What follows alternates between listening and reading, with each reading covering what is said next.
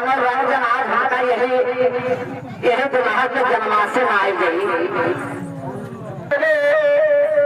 ये विश्व की आया है भगवान को विश्व के बड़ा 20 लाख रुपया रखना है लेकिन बाबा जी उनका कहना कैसे भजन में लगे हाँ ये हमारे भैया की तरफ से ये सतई बाबा को पकड़ करते हुए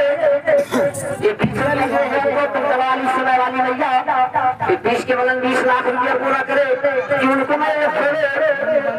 एक खेले में सब का क्या समान हेलो